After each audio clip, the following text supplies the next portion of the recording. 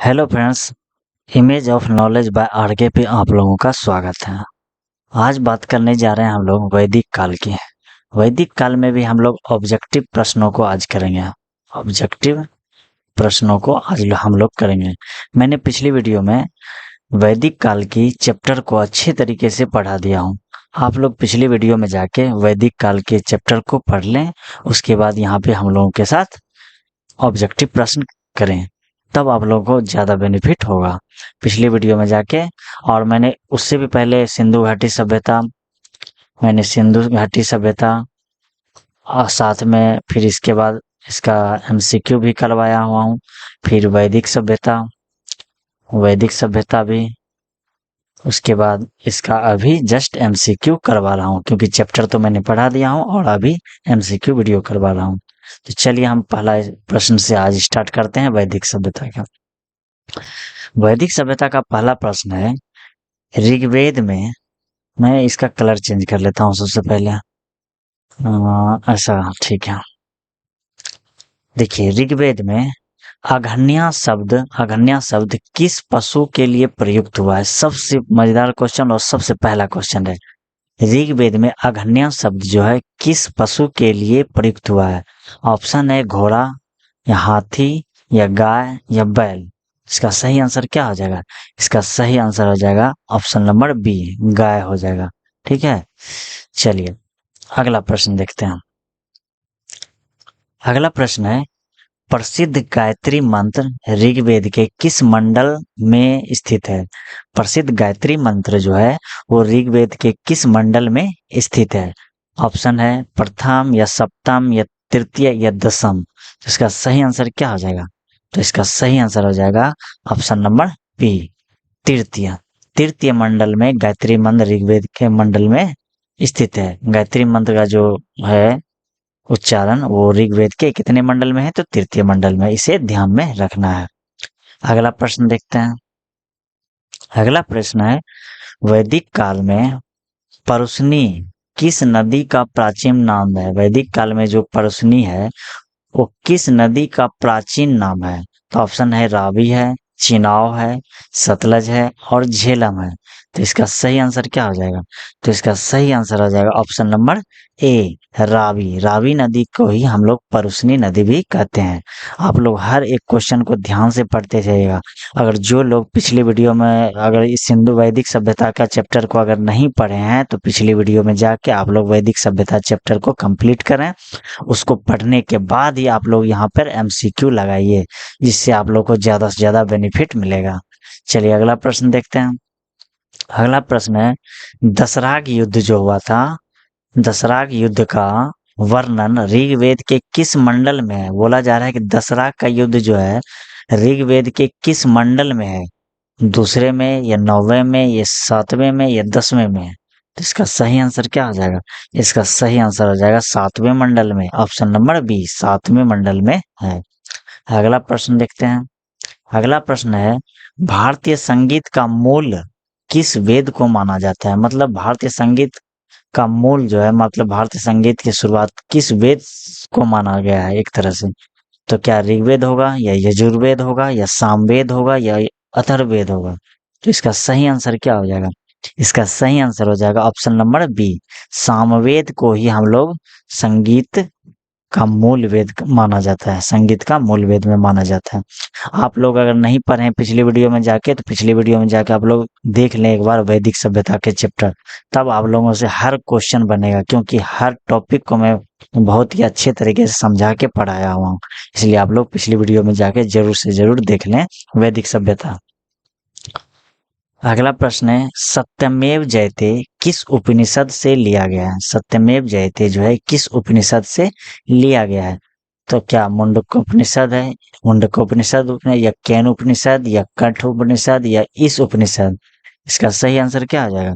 तो इसका सही आंसर हो जाएगा ऑप्शन नंबर ए, मुंडकोपनिषद से लिया गया है। अगला प्रश्न देखते हैं। ऋग्वेद में सबसे अधिक बार किस नदी का वर्णन मिलता है? ऋग्वेद में सबसे अधिक बार किस नदी का वर्णन मिलता है? गंगा की या सिंधु की या सरस्वती की या यमुना की? तो इसका सही आंसर क्या हो जाएगा? इसका सही आंसर हो जाएगा ऑप्शन नंबर सी, सिंधु की अधिक बार चर्चा मिल सबसे अधिक बार किसकी चर्चा मिलती है? सिंधु नदी की चर्चा मिलती है, इसे ध्यान में रखना है। अगला प्रश्न देखते हैं। अगला प्रश्न है, वैदिक देवताओं में किले को तोड़ने वाला, वैदिक देवताओं में किले को तोड़ने वाला पुरंदर जिसे कहा जाता है, किसे कहा गया? किले को तोड़ने वाला किसे क्या, जिसे हम लोग किले को तोड़ने वाले को क्या बोलते हैं? पुरंदर भी कहते हैं। तो वो बोल रहा है किसे कहा गया है? अग्नि को कहा गया है, या वरुण को कहा गया है, या इंद्र को कहा गया, या सोम को कहा गया? तो इसका सही आंसर क्या हो जाएगा? इसका सही आंसर हो जाएगा ऑप्शन नंबर बी, इंद्र को ही बोला जाता है किले को तोड़ने वाला, या इसे पुरंदर भी कहते हैं। इसे पुरंदर भी कहते हैं, इसे ध्यान में रखना है। अगला प्रश्न देखते हैं। अगला प्रश्न है, ऋग्वेद का कौन सा मंडल पूर्णतः सोम को समर्पित है? ऋग्वेद का बोल रहा है कौन सा मंडल जो है जो सोमदेव को समर्पित है? क्या 8वां मंडल में है, या 10वां मंडल, या 9वां मंडल, या 7वां मंडल? तो इसका सही आंसर क्या हो जाएगा? इसका सही आंसर हो जाएगा option number B, option number B, 9वां मंडल, 9वां मंडल है। अगला प्रश्न देखते हैं। अगला प्रश्न है, जादू टोना और वशीकरण का वर्णन किस वेद में मिलता है? जादू टोना और वशीकरण का वर्णन किस वेद में मिलता है? ऑप्शन है ऋग्वेद, सामवेद, यजुर्वेद, अथर्ववेद। तो इसका सही आंसर क्या हो जाएगा? इसका सही आंसर हो जाएगा ऑप्शन नंबर डी, अथर्ववेद में ही जादू टोना और वशीकरण का मिलता है। ठीक है, अगला प्रश्न देखते हैं। ऋग्वेद के पुरोहित को क्या कहा जाता है था? मतलब ऋग्वेद के पुरोहित को क्या कहा जाता था? तो होत्री कहा जाता था, या अध्वर्यु कहा जाता था, या उद्गाता कहा जाता था, या ब्रह्मा कहा जाता था? इसका सही आंसर क्या हो जाएगा? इसका सही आंसर हो जाएगा होत्री कहा जाता है, ऑप्शन नंबर ए, होत्री कहा जाता। ऋग्वेद के पुरोहित को क्या कहा जाता था? होत्री, इसे ध्यान में रखना है। अगला प्रश्न देखते हैं। उत्तर वैदिक काल में लोहे को क्या कहा जाता था? उत्तर वैदिक काल जब आया तो उस समय लोहे को क्या कहा जाने लगा?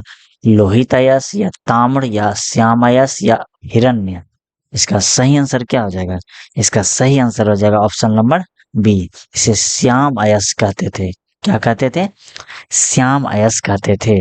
इसलिए आप लोग ध्यान में रखिएगा। अगला प्रश्न देखते हैं।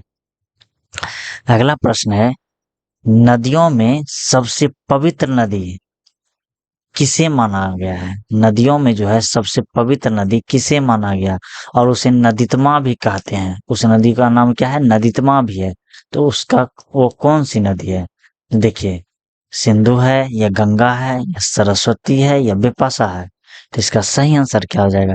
इसका सही आंसर हो जाएगा सरस्वती। सरस्वती नदी को ही हम लोग क्या कहते हैं? नदीतमा भी कहते हैं। सरस्वती नदी को क्या कहते हैं हम लोग? नदीतमा भी कहते हैं। इसे ध्यान में रखिएगा। अगला प्रश्न देखते हैं। ऋग्वेद में कुल कितने सूक्त हैं? मतलब ऋग्वेद में कुल कितने सूक्त हैं? क्या 1017 है, या 1058 है, या 1028 है, या 1120 है? तो इसका सही आंसर क्या हो जाएगा? इसका सही आंसर हो जाएगा ऑप्शन नंबर बी, 1028। कितने सूक्त हैं? 1028 सूक्त हैं। अगला प्रश्न देखते हैं। अगला प्रश्न में है, वैदिक काल में गोत्र शब्द जो है, गोत्र शब्द का सर्वप्रथम उल्लेख कहाँ से मिलता है? मतलब वैदिक काल में गोत्र शब्द का सर्वप्रथम उल्लेख कहाँ से मिलता है? क्या ऋग्वेद से मिलता है, या अथर्ववेद से मिलता है, या सामवेद से मिलता है, या यजुर्वेद से मिलता है? तो इसका सही आंसर क्या हो जाएगा? तो इसका सही आंसर हो जाएगा ऑप्शन नंबर सी, अथर्ववेद से मिलता है गोत्र शब्द का। ठीक है, तो अगला प्रश्न देखते हैं। अगला प्रश्न है, गविष्ठी, गविष्ठी शब्द का ऋग्वेद में क्या अर्थ है? गविष्ठी का जो है, गविष्ठी का शब्द का ऋग्वेद में क्या अर्थ है? क्या गायों की पूजा, या गायों का दान, या गायों की खोज, या गौशाला? इसका सही आंसर क्या हो जाएगा? इसका सही आंसर हो जाएगा ऑप्शन नंबर बी, गायों की खोज। मतलब गाय की जो खोज करता है एक तरह के युद्ध के, उस समय क्या होता था बताता हूँ। अगर जिसके पास ज्यादा गाय होती थी, जिसके पास ज्यादा गाय होती थी, वो सबसे ज्यादा व्यक्ति क्या होता था? धनी होता था।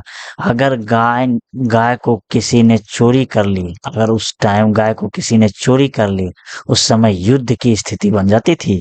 गाय का इतना महत्व था उस टाइम के, इसलिए गायों की खोज को जिसे युद्ध कहते हैं उसी को हम लोग क्या बोलते हैं, गविष्ठी, गविष्ठी बोलते हैं। इसे ध्यान में रखना है।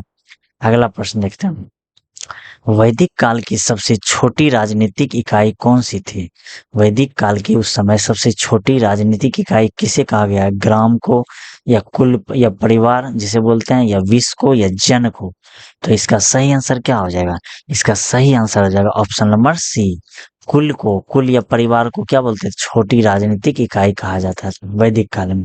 अगला प्रश्न देखते हैं, ऋग्वेद में जन शब्द का उल्लेख कितनी बार हुआ है? वो जो जन शब्द का प्रयोग हुआ है वो कितनी बार हुआ है ऋग्वेद में? इसका ऑप्शन है 175, 375, या 275, या 150। इसका सही आंसर क्या हो जाएगा? तो इसका सही आंसर हो जाएगा ऑप्शन नंबर बी, 275 बार जन शब्द का प्रयोग हुआ है। ठीक है, अगला प्रश्न देखते हैं। अगला प्रश्न है, ऋग्वेद के किस मंडल में शूद्र शब्द का पहली बार उल्लेख हुआ है? मतलब ऋग्वेद में जो है शूद्र शब्द का सबसे पहली बार उल्लेख हुआ है, तो किस में हुआ था? प्रथम में, या दशम में, या अष्टम में, या नवम में? तो इसका सही आंसर क्या हो जाएगा? इसका सही आंसर हो जाएगा ऑप्शन नंबर सी, ऋग्वेद के 10वें मंडल में शूद्र शब्द का पहली बार उल्लेख मिलता है। आप लोग इसे ध्यान में रखेंगे। अगला प्रश्न देखते हैं। अगला प्रश्न है, उत्तर वैदिक काल का मुख्य व्यवसाय क्या था? मतलब उत्तर वैदिक काल का मुख्य व्यवसाय क्या था? तो इसका ऑप्शन क्या है? पशुपालन है, व्यापार है, या कृषि है, या शिकार है? इसका सही आंसर क्या हो जाएगा? इसका सही आंसर हो जाएगा ऑप्शन नंबर बी, कृषि। क्या हो जाएगा? कृषि। यहीं पे आप लोगों को बोला, जैसे ये उत्तर वैदिक काल में क्या बोल दिया, मुख्य व्यवसाय क्या है? कृषि है। यही अगर हम लोग पूछा जाए ऋग्वेदिक काल में क्या हो जाएगा? ऋग्वेदिक काल में व्यवसाय क्या था? उस समय भी तो होगा कुछ व्यापार, उस समय भी तो व्यवसाय कुछ होता होगा ना। तो उस समय क्या था? पशुपालन था। इसलिए आप लोग उसे भी ध्यान में रखिएगा। हालांकि मैं यहाँ बता रहा हूँ, लेकिन मैंने चैप्टर जब पढ़ाया हूँ वैदिक काल के, तो उसमें पूरी डिटेल से उस समय उत्तर वैदिक काल और पूर्व वैदिक काल जिसे ऋग्वेदिक काल कहते हैं, उसमें पूरी डिटेल से बताया हूँ किस समय क्या होता था, कृषि कब होता था, पशुपालन कब होता था। हर डिटेल को मैंने बहुत ही अच्छे तरीके से बताया। इसलिए आप लोग को बस मैं यही कहना चाहूंगा कि आप लोग पिछली वीडियो में जाके वैदिक काल चैप्टर को पूरी अच्छे तरीके से कंप्लीट एक बार कर लें। उसके बाद यहाँ पे एमसीक्यू लगाइए, आपका ज्यादा से ज्यादा सही भी होगा और आपका कॉन्फिडेंस लेवल भी बढ़ेगा। अगला प्रश्न देखते हैं। अगला प्रश्न है, सृष्टि के संरक्षण ऋतु के देवता किसे माना गया? मतलब सृष्टि के संरक्षक ऋतु के देवता किसे माना गया? इंद्र को, अग्नि को, वरुण को, या पूषण को? इसका सही आंसर क्या हो जाएगा? इसका सही आंसर आ जाएगा ऑप्शन नंबर बी, वरुण को। इसका सही आंसर क्या हो जाएगा? वरुण को। अगला प्रश्न देखते हैं। यजुर्वेद के ब्राह्मण ग्रंथ का नाम क्या है? यजुर्वेद में जो ब्राह्मण ग्रंथ था उसका नाम क्या था? ऐतरेय, शतपथ, या गोपथ, या कौशितकी? इसका सही आंसर क्या हो जाएगा? तो इसका सही आंसर हो जाएगा ऑप्शन नंबर सी, शतपथ। इसका सही आंसर क्या हो जाएगा? शतपथ। अगला प्रश्न देखते हैं। अगला प्रश्न में है हम लोगों का कि वैदिक काल में वितस्ता किस नदी का नाम है? वितस्ता जो है, ये वितस्ता ये किस नदी का नाम है? तो इसका ऑप्शन है व्यास नदी, रावी नदी, झेलम नदी, या काबुल नदी? तो इसका सही आंसर क्या हो जाएगा? इसका सही आंसर हो जाएगा ऑप्शन नंबर बी। इसका सही आंसर क्या हो जाएगा? Option number B. क्या है? झेलम। झेलम को ही क्या बोलते हैं हम लोग? वितस्ता नदी बोलते हैं। इसलिए इसे ध्यान में रखिएगा। अगला प्रश्न देखते हैं। ऋग्वेद में अक्षवाप किसका पद था? अक्षवाप ऋग्वेद में बोला गया है, अक्षवाप किसका पद था? सेनानी का, द्वारपाल का, या जुआ का निरीक्षक, या कोषाध्यक्ष का? इसका सही आंसर क्या हो जाएगा? इसका सही आंसर हो जाएगा ऑप्शन नंबर बी, जुआ का जो निरीक्षक करता था उसे ही अक्षवाप बोला जाता है। उसे क्या बोला जाता था? अक्षवाप। इसलिए आप लोगों को इसे ध्यान में रखना है। ठीक है, अगला प्रश्न देखते हैं। अगला प्रश्न है उत्तर वैदिक काल में कुरु जनपद क्या है? कुरु जनपद की राजधानी क्या थी? उत्तर वैदिक काल में कुरु जनपद की राजधानी क्या थी? तो इसका हस्तिनापुर हो गया, या कौशाम्बी हो गया, या इंद्रप्रस्थ हो गया, या वैशाली हो गया। तो इसका सही आंसर क्या हो जाएगा? इसका सही आंसर हो जाएगा ऑप्शन नंबर बी, इंद्रप्रस्थ। क्या है? इंद्रप्रस्थ। ठीक है, इसे ध्यान में रखना है। क्या हो जाएगा? इंद्रप्रस्थ। क्या है? उत्तर वैदिक काल में कुरु जनपद की राजधानी क्या थी? तो इंद्रप्रस्थ हो जाएगा। अगला प्रश्न देखते हैं। अगला प्रश्न है, ऋग्वेद में व्यास नदी का प्राचीन नाम क्या था? ऋग्वेद में जो है व्यास नदी है, उसका प्राचीन नाम क्या था? विपाशा था, या अस्किनी था, या शतुद्री था, या कुभा था? इसका सही आंसर क्या हो जाएगा? इसका सही आंसर हो जाएगा option number A, Vipasha. Vipasha को ही हम लोग क्या बोलते थे? व्यास नदी। विपाशा को ही हम लोग क्या बोलते हैं? व्यास नदी। अगला प्रश्न देखते हैं। ऋग्वेद काल में निष्क किसका आभूषण था? निष्क जो है किसका आभूषण था? ऋग्वेद काल में निष्क किसका आभूषण था? क्या कान का, या हाथ का, या गले का, या पैर का? इसका सही आंसर क्या हो जाएगा? इसका सही आंसर हो जाएगा option number B. Option number B, गले का। निष्क किसका आभूषण था? तो गले का था। इसे ध्यान में रखना है। अगला प्रश्न देखते हैं। अगला प्रश्न है, वैदिक काल में गवेषणा, वैदिक काल में जो है गवेषणा शब्द का प्रयोग किसके लिए होता था? गवेषणा शब्द का प्रयोग किसके लिए होता था? पूजा के लिए, व्यापार के लिए, युद्ध के लिए, विवाह के लिए? इसका सही आंसर क्या हो जाएगा? इसका सही आंसर हो जाएगा युद्ध। ऑप्शन नंबर बी, इसका सही आंसर क्या हो जाएगा? ऑप्शन नंबर बी, युद्ध। देखिए, गवेषणा मतलब क्या होता था?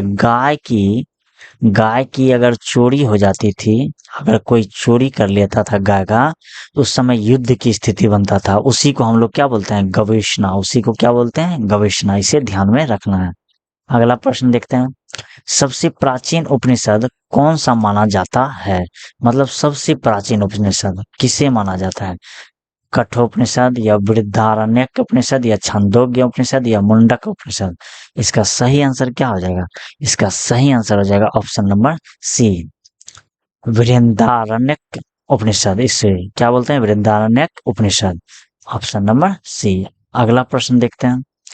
ऋग्वेद में गंगा नदी का उल्लेख कितनी बार हुआ है? ऋग्वेद में जो है गंगा नदी की उल्लेख कितनी बार हुआ है? 1 बार हुआ है, या 10 बार हुआ है, या 3 बार हुआ है, या 100 बार हुआ है? इसका सही आंसर क्या हो जाएगा? इसका सही आंसर हो जाएगा ऑप्शन नंबर ए, 1 बार। गंगा की कितनी बार हुआ है? सिर्फ 1 बार हुई है चर्चा, इसलिए आप लोग को ध्यान में रखना है। गंगा की कितनी बार चर्चा हुई है? तो सिर्फ 1 बार हुई है। अगला प्रश्न देखते हैं। उत्तर वैदिक काल में अश्वमेध यज्ञ का क्या अर्थ था? उत्तर वैदिक काल में यज्ञ हुआ, तो उसका अर्थ क्या था? पुत्र प्राप्ति, या पाप से मुक्ति, या साम्राज्य का विस्तार के लिए, या शांति के लिए? इसका सही आंसर क्या हो जाएगा? इसका सही आंसर हो जाएगा साम्राज्य विस्तार के लिए। Option number B. किसके लिए होता था? साम्राज्य को विस्तार करने के लिए हम लोग अश्वमेध यज्ञ करवाते थे उस टाइम उत्तर वैदिक काल में। इसे ध्यान में रखना है। अगला प्रश्न है, वैदिक काल में आर्य शब्द का मूल अर्थ क्या था? मतलब वैदिक काल जब हुआ तो उस समय आर्य जो है, आर्य शब्द जो होता था, उसका मूल अर्थ क्या निकाला गया था? श्रेष्ठ, या खानाबदोश, या लड़ाकू, या किसान? तो इसका सही आंसर क्या हो जाएगा? तो इसका सही आंसर हो जाएगा ऑप्शन नंबर ए, मतलब श्रेष्ठ। मतलब आर्य लोग क्या थे? श्रेष्ठ थे, सबसे ज्यादा श्रेष्ठ हुआ करते थे वैदिक काल में। ठीक है, इसे आप लोग ध्यान में रखिएगा। अगला प्रश्न है, वेदांगों की कुल संख्या कितनी है? वेदांगों की कुल संख्या कितनी है? 4 है, 8 है, या 6 है, या 10 है? तो इसका सही आंसर क्या हो जाएगा? इसका सही आंसर हो जाएगा ऑप्शन नंबर बी, 6। क्या हो जाएगा? 6। वेदांगों की कुल संख्या कितनी है? तो 6 है। इसे ध्यान में रखना है। अगला प्रश्न देखते हैं। ऋग्वेद काल में प्रमुख देवता अग्नि का कार्य क्या था? मतलब बोला जा रहा है कि ऋग्वेद काल में जो है ना, प्रमुख देवता अग्नि थे। अग्नि का काम क्या था उस समय? वर्षा करना, युद्ध जीतना, या देव और मनुष्य के बीच मध्यस्थता करवाना, या दंड देना? इसका सही आंसर क्या हो जाएगा? इसका सही आंसर हो जाएगा ऑप्शन नंबर बी, देव और मनुष्यों के बीच मध्यस्थता करवाने का अर्थ था इसका मतलब। ठीक है, अगला प्रश्न देखते हैं। अगला प्रश्न है, वैदिक गणित का महत्वपूर्ण ग्रंथ कौन सा है? वैदिक गणित का महत्वपूर्ण ग्रंथ कौन सा उस समय था? तो शतपथ ब्राह्मण था, या मनुस्मृति था, या शुल्ब सूत्र था, या उपनिषद था? इसका सही आंसर क्या हो जाएगा? इसका सही आंसर हो जाएगा ऑप्शन नंबर बी, शुल्ब सूत्र। शुल्ब सूत्र था। अगला प्रश्न देखते हैं। ऋग्वेद में यमुना नदी का उल्लेख कितनी बार मिलता है? गंगा नदी की चर्चा कितनी बार थी? गंगा नदी की, तो गंगा नदी की एक बार थी। तो ऋग्वेद में बोला जा रहा है इस बार क्या, यमुना नदी का उल्लेख कितनी बार मिलता है? तो यमुना नदी की उल्लेख कितनी बार? एक बार तो नहीं होगा, या 5 बार, या 3 बार, या 0 बार? मतलब क्या है इसका आंसर? इसका सही आंसर हो जाएगा ऑप्शन नंबर बी, 3 बार चर्चा है। किसकी? यमुना की। यमुना नदी की चर्चा कितनी बार है? 3 बार। इसे ध्यान में रखना है ऋग्वेद में। अगला प्रश्न देखते हैं। उत्तर वैदिक काल में प्रजापति किसके सर्वोच्च देवता बने? उत्तर वैदिक काल में जो है प्रजापति किसके सर्वोच्च देवता बने? सृजन के, या युद्ध के, या विनाश के, या वर्षा के? तो इसका सही आंसर क्या हो जाएगा? इसका सही आंसर हो जाएगा सृजनकर्ता, मतलब सृजन के देवता बने थे। कौन? प्रजापति। अगला प्रश्न देखते हैं। प्राचीन भारत में विधवा पुनर्विवाह की स्थिति ऋग्वेद काल में कैसी थी? बोला जा रहा है विधवा पुनर्विवाह की स्थिति ऋग्वेद काल में कैसी थी? क्या मान्य था, या दंडनीय था, या प्रतिबंधित था, या अज्ञात था? तो इसका सही आंसर क्या हो जाएगा? इसका सही आंसर हो जाएगा ऑप्शन नंबर ए, मान्य था। आप लोग इस बात को समझिए कि प्राचीन भारत में विधवा पुनर्विवाह की थी, जो ऋग्वेद वेद काल में जो है ना, उस समय विधवा पुनर्विवाह होता था। इस बात को आप लोग मानिए, विधवा पुनर्विवाह पुनर्विवाह होता था। ठीक है। लेकिन लेकिन जैसे ही उत्तर वैदिक काल आया, जैसे उत्तर वैदिक काल गया, तो इसमें विधवा पुनर्विवाह को स्टॉपेज कर दिया। विधवा पुनर्विवाह जो होता था उसको बंद कर दिया, बोला अब विधवा पुनर्विवाह नहीं होगा। इसलिए हम लोग ऋग्वेदिक काल और उत्तर वैदिक काल में दोनों को कंपैरिजन करने पे बहुत ही ज्यादा हम लोग को फर्क देखने को मिलता है। ऋग्वेदिक काल में महिलाओं की स्थिति बहुत ज्यादा अच्छी थी, लेकिन जैसे ही उत्तर वैदिक काल आता है उसमें महिलाओं की स्थिति गिर जाती है। ये सब चीज चेंजिंग देखने को मिलता है। इसलिए आप लोग को ज्यादा इस सब के बारे में जानकारी चाहिए, और एक भी प्रश्न आपका गलती ना हो तो आप लोग पिछली वीडियो में जाके आप लोग वैदिक सभ्यता चैप्टर को अच्छी तरीके से पढ़ लिया। मैंने बहुत ही अच्छे तरीके से समझाया भी है, और पिक्चर के साथ हर एक चीज को दिखाते हुए मैंने बताते हुए गया हूँ। इसलिए आप लोग एक बार जरूर देखें। अगला प्रश्न देखते हैं। ऋग्वेद के अनुसार आर्यों का मुख्य भोजन क्या था? ऋग्वेद के अनुसार आर्यों का मुख्य भोजन क्या था? चावल और दाल, मछली और मांस, दूध और इसके उत्पाद, या केवल फल थे? इसका सही आंसर क्या हो जाएगा? इसका सही आंसर हो जाएगा दूध और इसके उत्पाद। दूध और इसके उससे जो बने चीज होते थे उस वही था इसका मुख्य भोजन। किसके? तो आर्यों का। इसलिए आप लोग ध्यान में रखिएगा। अगला प्रश्न देखते हैं। नचिकेता यम का संवाद किस उपनिषद में वर्णित है? नचिकेता यम का संवाद किस उपनिषद में वर्णित है? केनोपनिषद, या मुंडकोपनिषद, या कठोपनिषद, या छंदोगोपनिषद? इसका सही आंसर क्या हो जाएगा? इसका सही आंसर हो जाएगा option number B. Option number B Kathopanishad में है। क्या है? कठोपनिषद में वर्णन है। चलिए, आप लोगों को हमने पूरी की पूरी 40 की 40 एमसीक्यू ऑब्जेक्टिव करवा दिया हूँ। अब आगे जो भी आएगा चैप्टर, जैसे वैदिक सभ्यता, तो पूरी तरीके से हमने कंप्लीट कर दिया, चैप्टर भी पढ़ा दिया इसका। और इसके बाद आज मैंने अभी जस्ट एमसीक्यू ऑब्जेक्टिव भी करवा दिया। अब ये क्या हो गया? वैदिक सभ्यता कंप्लीट हो गया। वैदिक सभ्यता पूरी तरह से कंप्लीट हो गया। जैसे सिंधु सभ्यता भी कंप्लीट हो गया, उसके साथ साथ उसका एमसीक्यू ऑब्जेक्टिव भी मैंने करवा दिया। वो कंप्लीट होने के बाद फिर मैंने वैदिक सभ्यता का चैप्टर भी बताया। चैप्टर खत्म करने के बाद जस्ट इसका वीडियो लाके ये ऑब्जेक्टिव प्रश्न भी करवा दिया। अब अगला वीडियो आएगा बौद्ध धर्म से। ठीक है, बौद्ध धर्म आएगा, फिर जैन धर्म आएगा, फिर इसी तरह 16 महाजनपद आएगा, फिर मगध साम्राज्य, इस क्रम में बढ़ते जाएगा। और मैंने बहुत ही अच्छे तरीके से पूरी हिस्ट्री को हम लोग पढ़ने वाले हैं। इसलिए आप लोग इस चैनल को सब्सक्राइब कर लें, image of knowledge by R K को सब्सक्राइब कर लें और बेल आइकन को दबा लें, जिससे आप लोगों को नोटिफिकेशन समय समय पे मिलता रहे और आप लोग इससे अपडेट रहे। ठीक है, यहीं पे स्टॉपेज करता हूँ हम लोग। धन्यवाद, जय हिंद।